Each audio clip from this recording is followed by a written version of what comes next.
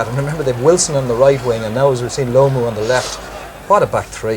Of course, and when a guy like him runs with the ball, he puts everybody in an onside position, so he's supportable. When our full-backs or our backs don't run, they have to kick the touch because nobody can support them. And he just keeps the game open all the time. It was a pity we gave away this try in the end, because really I think that gave it a little bit of a distorted picture at the end of the day. That brought it from 24 points the gap. But what a player, what a player. Yes, of course his father was a great All Black too, Bill Osborne in the 70s, but as Tony said, that they are saying in New Zealand he is the answer to John Gallagher, which has been missing. They dropped Shane Houth, who was a great goal kicker but didn't have the same athleticism that this boy's got. And I'd say, as we were saying before, if he can get a lot more ball with Wilson and Loma on the wings, then look out later on the competition. He's going to be one of the great stars of the competition, I suspect. Behind Loma, I'd say at the moment. We made him look good as well, Bill, is fair to say. We kicked right into him. We kicked into him in the halfway, like where he could pick it up and counter, and full-backs love that. So, the lesson there is you don't kick to guys like that where you can catch it. I think that point should be made, that while we kicked particularly well in the first half, we didn't kick particularly well in the second half, and we provided the opportunities for that type of counter-attacking, and you can't afford to do that at that level. Of course, Australia didn't either. And they kicked to Joubert. Same thing. And Joubert did exactly the same thing, ran back at them. But I would think that New Zealand backline to me would go very, very far. They would bring that team a long way in Forwards were this competition. They really have a lot of ability. They've a lot of ball skills. They've a lot phenomenal pace that the other teams don't seem to have. Once I was saying to Fitzy before, I really think that they lack, like Nick Farr-Jones the other day, they lack a back Shelford in there at the moment to get their pattern going. A guy just to steady things down, to take the ball up, get the rest of the guys blowing past, and use, like the Argentinians did, the best of the whole day. Their back row were poor. New Zealand back row were poor. They weren't driving, and our back row outplayed them, which is a fair point. But I think New Zealand will have to improve. So they may not be that pleased tonight about that performance. But the Brook brothers, I was going to say that on the positive side, to bring them back. Those we said, Cronfield was very strong on the ball, but McBride actually beat him around the park. And if you look at the turnovers, he wasn't supporting the back line at all. Okay, can I change the focus for a second? Quite a few calls about the referee. Ciaran, what do you think? They were suggesting that he was poor. I thought the referee, after the first 10 minutes when there was a bit of fireworks and a bit of cordite in the air, like it was going to be a good contest, I thought he panicked a little bit, and I thought he started to rush decisions, and then he started giving a little bit of advantage, and I didn't think he was actually in total control of the match at times, and some of his decisions were questionable. And then there was the further about the stamping. I think we've got that. We can look at that again. That was a mistake, wasn't it? It was a harmless stamping, I would have to say. And there was no other or taste of it during the match. It was harmless enough on legs and stuff like that. But there was no effort to go for the ball here. It was clearly a stamping incident in my view. Except one thing, though. What do you call him? Bevan wouldn't have allowed. He wouldn't have allowed it, exactly, according to the. Well, the touch judge did bring it to his attention, and he overruled the touch judge. Which is it was clear to everybody watching it was stamping. An arrogant pomp. He doesn't agree totally. He thinks it's a harmless stamp, but nevertheless, it's still a stamp by the laws. And it suggests a certain inconsistency. Well, it's a gesture, but all right, no. We've got to look now. You do it yourself, Fitzy. I wouldn't never. We've got to look now positively at the lessons in this for Ireland, and we'll kick it off by looking at Corkery's try, which was a wonderful try from his point of view, and then give us the lessons of this for Ireland. Well, one obvious thing, that's again a great surge from Poppy, but I think what we have here is quick hands, which we so seldom see from an Ireland team today, unfortunately. And when it eventually comes here on the short side, it's very, very quick handling. It's almost like an organised move. With the lovely hands from Elwood. Good move, and then a step inside. I have to say, it's very poor defensive play, I think, by Jamie Joseph. Important point also, our pack today weren't hanging around like they have been doing. They all got into the rucks and drove the ball forward. Drove the ruck forward, left it there from the back. They were better than the All Blacks, straight up. And they did ruck very well. Like you wouldn't pick one. I wouldn't have picked one All Black forward who had a good game, really, in that lot. Well, if we can say that we were better than the All Blacks, our forwards were better than the All Blacks forwards, where did it go wrong, and how can it in fact be improved for the remaining games? Well, I think that both Mick and Tony touched on it earlier when they said that we were very good at the disruptive area, that we really put pressure on, something we wanted to bring into our game, and this passion that we can bring into our game helps us in that department.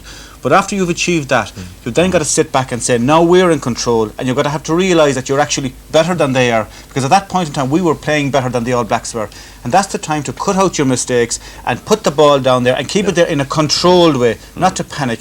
And I just thought maybe on the lead into the whole thing as well, that we were saying, how will we do, we weren't thinking of winning and of taking it, but at that point we were that's when you got to sit into the chair and say, we're dictating the pace of this match from here on in. There was no self-belief really at the start, so there wasn't, and yet the performance was terrific. That's right, yeah, and that often happens. I don't think they believed that they could do it, and when they found that they were doing it, they didn't know what to do with it then. And the heart was the head, which is great for 30 minutes. But you will only reproduce on the pitch what you practice on the park, and unless we start practicing counter-attacking and putting our backs in positions to support one another, we won't be able to take advantage of stupid kicking by the opposition when our pack has put pressure on them.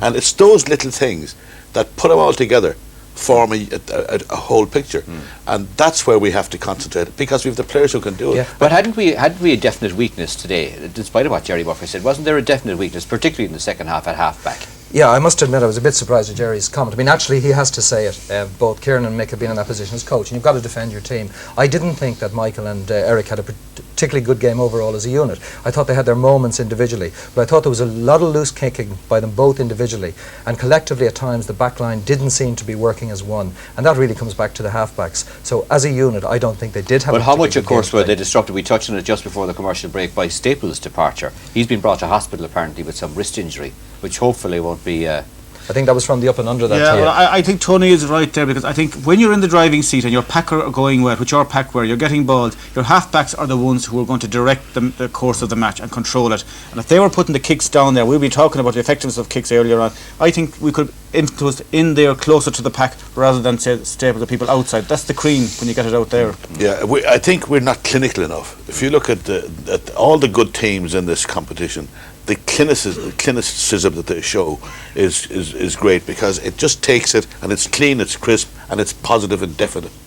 Put the ball away when you to take the broader question, I would have thought that even though we're comprehensively beaten 43-19, there was so much in that game for Ireland that improved over the Five Nations that they must go now against Japan with a great deal of confidence. But how much will that game now, given the fact that there are three games in total in a week? How much would it have taken out of the team? Well, that's where the selection is crucial now for the next game. They really are going to have to think long and hard about the side they put out, because it'll be tomorrow before they know. There's going to be a lot of tired limbs tomorrow, and hopefully not too many serious injuries. Jim Staples obviously being one. And selection for the next game is crucial, obviously with the build-up to Wales. The thing is, I think it's important, they've got to take the good, as Michael Bradley said in the interview, they have to take the good out of this game and then forget about it, because there's no good saying, look, this and this to Wednesday, because then the World Cup's so closely spaced, it's all over by Wednesday if they lose. Absolutely. So they've got to take the good out of it and go forward. But would you think, therefore, if that's the case, that we will stick to a very tried and trusted team for Wednesday and try and replicate that performance? You can't do it. No, if you do that, you see, you'd have guys who are semi-injured, who will get far more injured against the Japanese. It's like 100 million Lilliputians having a cut in, but ours hopping off your knees. They really are. They're incredible. And if we pick the wrong team against these guys, we won't have a team left to play Wales. And you want fresh legs as well out there. We'll win the Japanese match. Without a shadow of a doubt, we'll win it. We've got to get out there and play Japan in a very tight, controlled manner, and win by 1-0 even. It doesn't matter, right? As long as we win it, and then we take Wales. I also think the important thing is that they believe themselves that they did well. I think that's the most important thing out of the match today, irrespective of whether. But they must believe that, mustn't they? Yes, they do. But irrespective of, say, well, New Zealand weren't great, it doesn't matter. The fact that they believe that they did well, I think, is vitally important for them. All right. Well, let's change from our tribalism now and go to Brent's tribalism. Are you going to win the World Cup? Kiwi bastard. The Kiwi. What you said about this before? I wasn't impressed. I must admit, I wasn't impressed with the forwards. I think they have got, looking at the games we've seen, they have got the best backline on show at the moment. But the forwards are going to have to up their game a lot. And I think, I say, knowing Laurie Mains for 10 years, I think there will be won't be much sleep tonight for some of those fellas. So I think they'll make a few changes. The Brooks will come back in. But you have high hopes, have you? I have high hopes. Otherwise, you'll have to eat that kiwi. I tell you, we haven't solved it. It was turned round at half time. He's back now. It was the most competitive game, wasn't it? Absolutely. All right, we're going to leave it there, lads. Thank you very much for your comments. We leave you. No highlights programme tonight, obviously. And our next programme is on Tuesday, and that's Scotland and Tonga live. So do join us.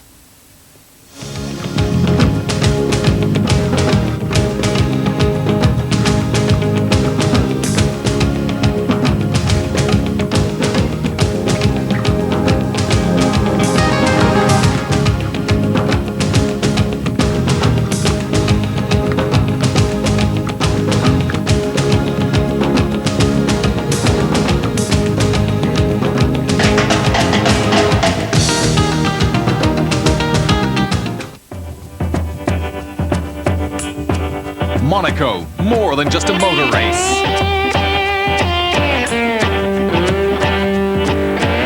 This Sunday, they race on the most famous street circuit in the world for the most coveted crown in Formula One.